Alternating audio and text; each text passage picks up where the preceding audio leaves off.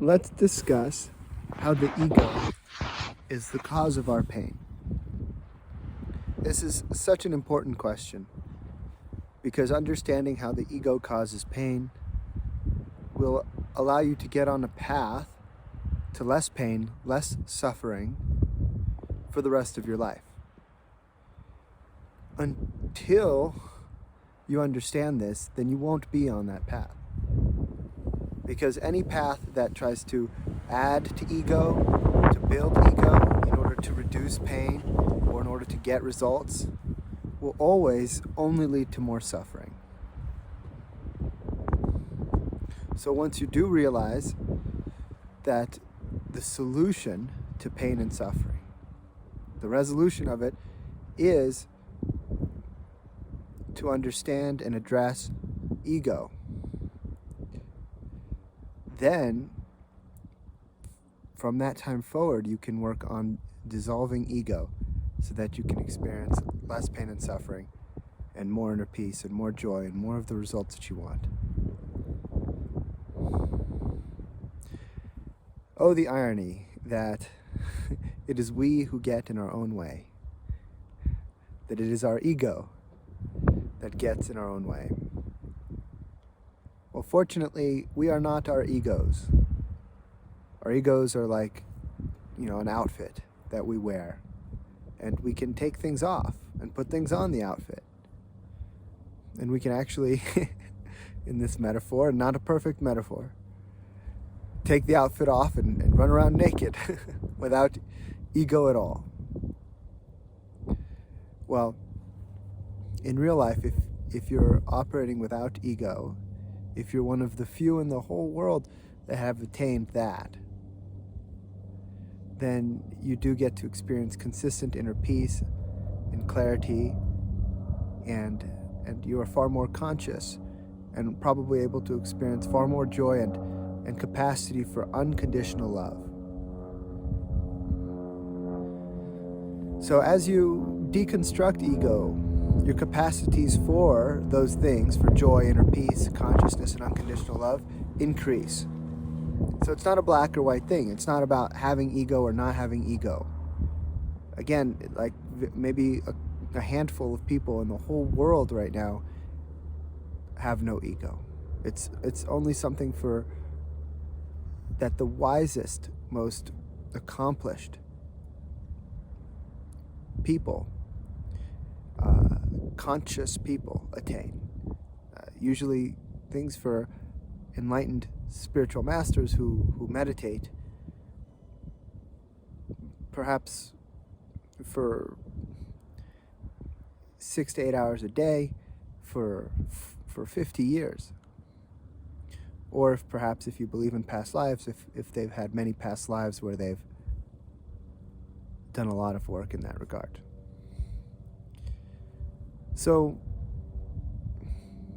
ego is like an outfit, and we put it on, and the subconscious mind is 95% of our mind, and the conscious mind is 5%. So a lot of this outfit is chosen by the subconscious mind, and a lot of the outfit is put on every day by the subconscious mind.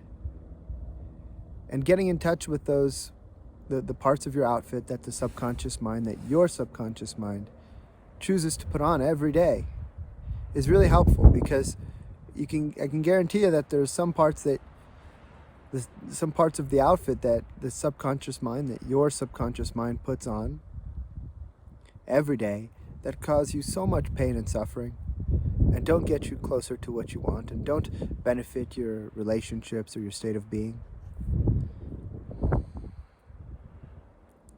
And that doesn't mean that those parts are bad, or that ego is bad, or that the outfit is bad.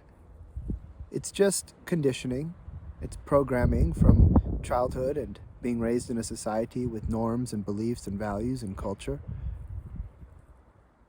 And so our ego is kind of a result of wherever humanity is at the time that we're born. And then, so we basically put on that outfit, and we get to try that on for a lifetime, and hopefully as human beings we pass on to our children a little bit less ego. That being said, right now, it's not really happening. The collective consciousness, the human collective consciousness is not really focused on deconstructing ego. It's actually building more and more ego at this time.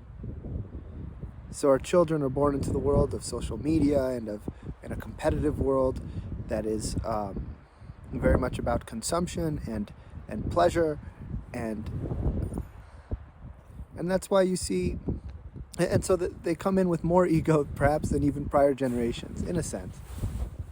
And as with the internet, as more and more people have access to very wise and conscious teachings and help deconstructing their ego and understanding the benefit of doing so, then hopefully humanity will begin to deconstruct ego as a collective. Until then, it's in a sense, it's up to individuals to choose to do it for themselves. Wonderful to do it as a gift to humanity, and also wonderful to do it as a gift to yourself, because deconstructing your ego is truly a gift to yourself. Because the ego is separation. The ego is separation from nature. It's separation from the divine. It's separation from the present moment. It's separation from true unconditional love. Because the ego is a process of individual self-defense and survival. And it is powered, in a sense, by the mind. And human beings have a much more powerful mind than any other animal, and that's why we develop the egos that we develop. And that's why we then walk around with diamonds all over our bodies and all sorts of outrageous things, and that's why we want so much, and that's why we suffer so much mentally and emotionally. So the ego is a self-defense and survival strategy. And it is the process of using the mind to develop an imaginary identity. And then trying to live as this identity and associate this identity with our physical body constantly.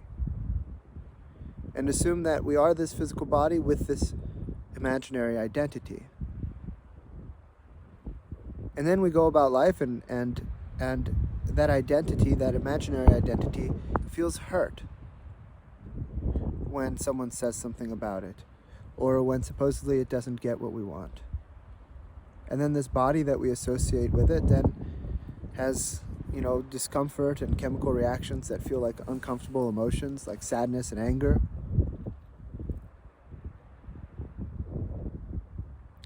And so those emotional reactions and the thoughts that we have, they feed each other and sort of sustain what we think is our experience of life. And what is really, though, our ego's experience of life. Because we are not our ego. We can perceive our ego. We can talk about our ego. We can point to our own ego. With our consciousness, we can be aware of our ego. And therefore, we are not it. We are separate from it. That said, for most of the day and most of the time, we are identified with it. And we're constantly trying to come up with ways in which we can help it become more strong, help it survive more, help it defend against pain and things that it fears more. And in that process, we try to attain more power in the form of money and status and possessions and beauty and sex and social relationships. And in that process, we tend to suffer quite a bit, actually.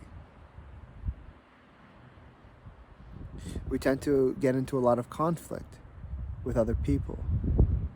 We tend to push ourselves really hard and be hard on ourselves when we don't get the results that we want. We tend to hold these expectations of ourselves that cause nearly constant stress and anxiety. We tend to use emotional strategies to control others, like taking the position of a victim and saying that we've been wronged, and then feeling bad about that, and then wanting to punish and blame another. And we live the consequences of this. We live the consequences of the decisions we make from our ego and all of the drama that it generates.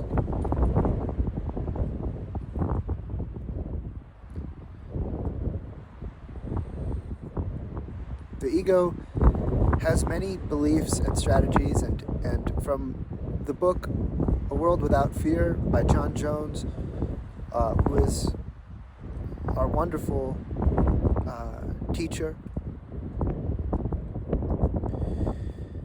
he teaches that the ego is made of fear, belief, expectations, and judgments.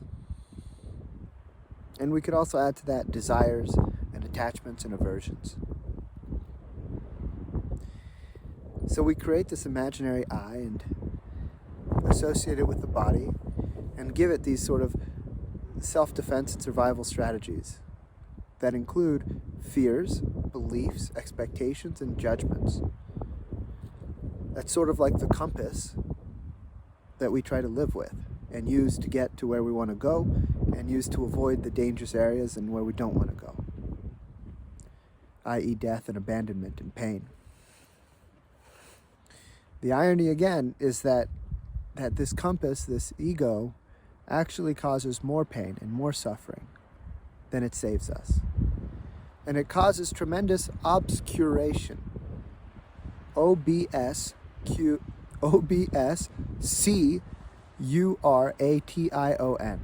Obscuration. Which is like if you're trying to see through a window and it's really dirty. That's what the ego does. Conscious people, enlightened people that don't have ego, they look out at life and their window that they look out at life from is completely clear, completely clean. So they can truly see what is. And how wonderful that when they do, they are unconditionally loving. That's a good sign. That means that when we truly see what is, there are good things there. Good things are. Now with ego, though, it's like looking out the window and it's really smudgy. It's full of like grime and dirt and you can't see out the window. And guess what the dirt is? Guess what the grime is? Guess what the sludge is on the window that prevents us from seeing? It's our fears, beliefs, judgments, and expectations. It's our very self-defense strategies that get in our own way. And if you've ever read the book, The Untethered Soul by Michael Singer, a very nice book. He talks about a house. He talks about how we shelter ourselves in this house. We build a house around ourselves so that we can't get hurt. And we put all of these protective things in this house so that all of a sudden there's no light anymore. We block the windows, we block everything. But then at least we can't get hurt. And that house is like the ego. It's a structure, an imaginary structure that we believe to be real, that we build around ourselves to try to stay safe. The issue is it causes this intense separation and loneliness and an incapacity to connect with others. All because truly we're afraid to be outside, without the house, without the ego, without self-defense strategies. We're afraid to be in the present moment without remembering our rules and beliefs about what to do in which situation. We try to live life based on a set of black and white rules, on if this, then that's. Oh, if this happens, then I do this. If that happens, then I do this. If a person is this way, then that means this. If a person is that way, then that means that. And these beliefs end up determining our emotions and our emotional reactions and our decisions. And we do all this instead of being conscious, instead of actually trying to perceive what is without all of the beliefs that we've recorded from the past.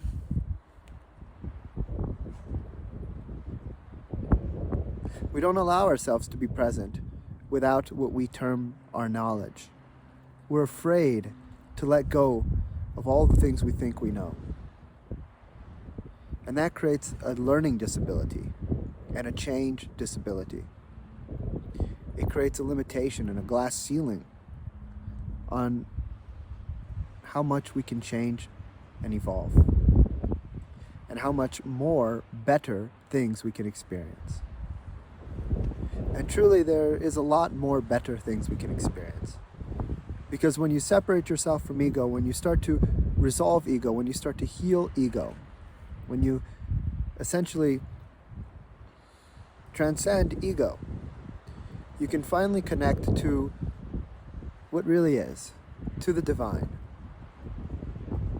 And it is a wonderful journey, and it includes being surprised by miracles and being supported by the universe or spirit. And it includes synchronicities, and it includes coincidences, and it includes deep and meaningful, loving connection with other people. And it includes feeling what it's like to truly love and care for another, and for ourselves. And it includes joy, and it includes inner peace and a quiet, still mind, free from negative thoughts and negative emotions, freedom from anger. These are the benefits of transcending ego.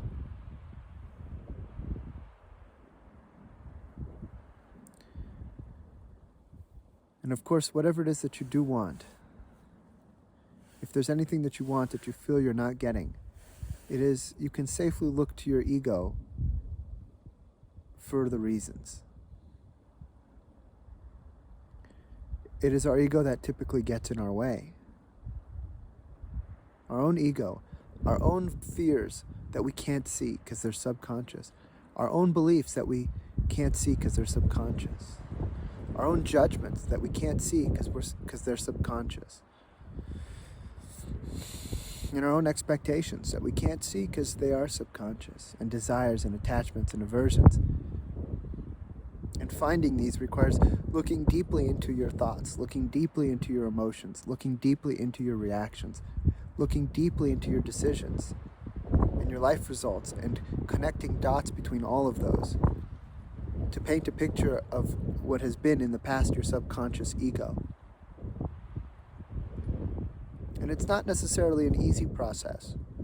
It's a process that requires a lot of humility, meaning that we don't assume that we know more than we do. It requires being very humble, of being very open to finding more ego, of being willing to say, I don't really know my ego. I don't really know who I've said, who I've been referring to as myself. I don't really know that person. And it requires, if you're 60 years old or 70 years old and you're older, it's very hard to do that in your mature years, to be able to look at yourself and say, I've spent this many years on earth and I still don't really know myself. Well, the good news is that if you do begin to map your ego, you begin to learn how to also operate outside and beyond your ego. You begin to learn to operate from consciousness more. And that means that from consciousness, you get to truly know yourself. Not yourself as your ego, but yourself as your consciousness and your soul.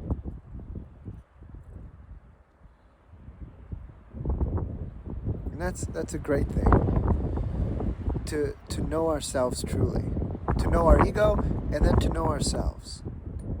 Because in knowing ourselves, we find love, and we find compassion, and we find understanding, and we find wisdom, and we find light, and we find consciousness. And in knowing our ego, we find who we are not. We find who we've been in the past and who we truly are not. And it's wonderful to find patterns in ourselves and realize, oh, that is ego. And I can change that because that's not who I am. And it's wonderful to do that in your relationship, and then improve your relationship because of it. And it's wonderful to do that in your work, and then and realize, oh my gosh, this, I've been operating in my work with this fear and this belief, and it's been limiting me to feeling this way and thinking this way and making decisions this way, and not seeing all this opportunity that is available, and not taking this other type of action. And that's a wonderful thing to discover, because then you can experience that opportunity and take that action and experience the positive results from that change.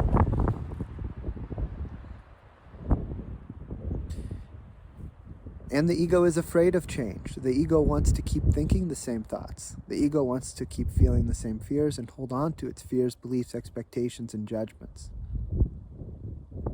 So to deconstruct and transcend ego, we must face our fear of change. We must face our fear of not knowing ourselves. We must face our fear of not being in control and of not having certainty. Because control, the ideas of control, the illusions of control and certainty and knowing ourselves must be tossed out the window to truly discover who we are. Because all of that certainty, that knowledge, that's all beliefs. So how are you going to understand, how are you going to see your ego if you look at it through your prior beliefs? How are you going to understand your ego if you look at it through a muddy window? A window with sludge on it and dirt and grime. So really, we must be willing to clean the window with which we look at ourselves in order to truly see our ego and become aware of it and understand it and resolve it, and then experience the inner peace that comes from that, and the joy and the consciousness and the better results and all the benefits. So to clean the window with which we look at our ego, that means becoming aware that self-judgment, shame and guilt and regret and remorse and feeling not good enough and not better than, that all those ideas can be tossed out the window, so that you can accept yourself, so that you can see yourself, so that you can perceive yourself clearly. Because if you try to get to know the ego and you still are judging yourself and feel shame and guilt and regret and remorse and not good enough, and you're still trying to be somebody and have status and power, then all of that's really going to get in the way of clearly and truly understanding your ego.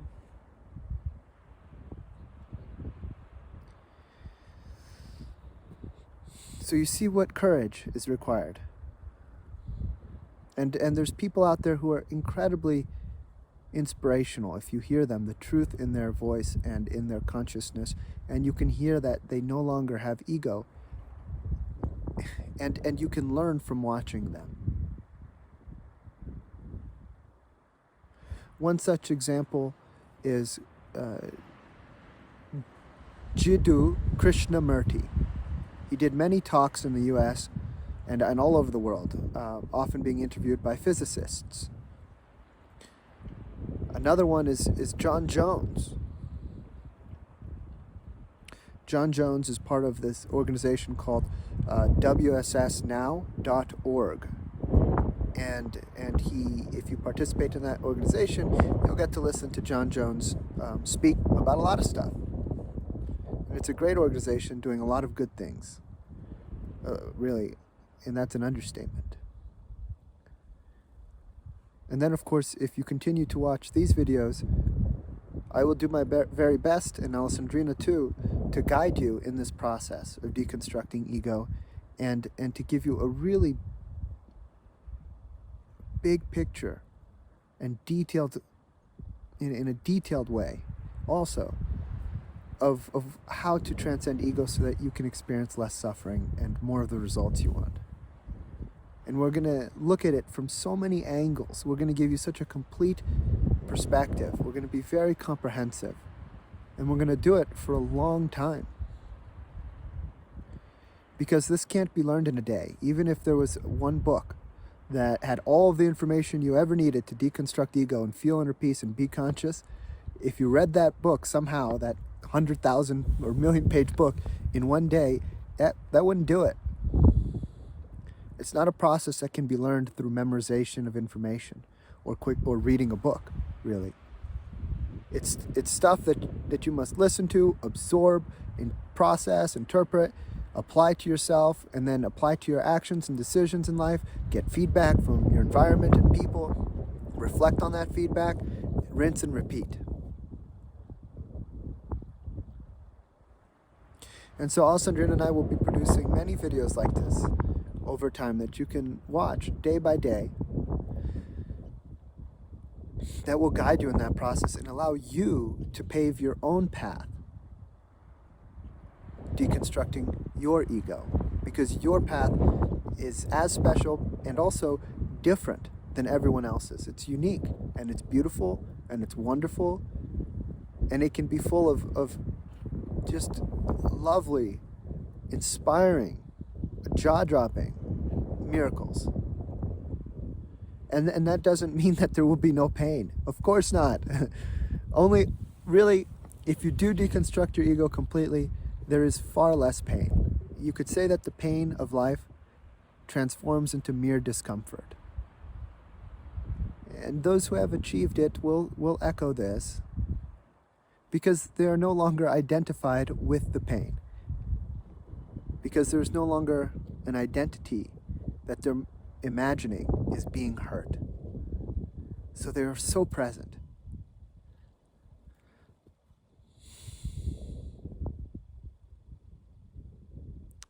Well, maybe this is a good completion point.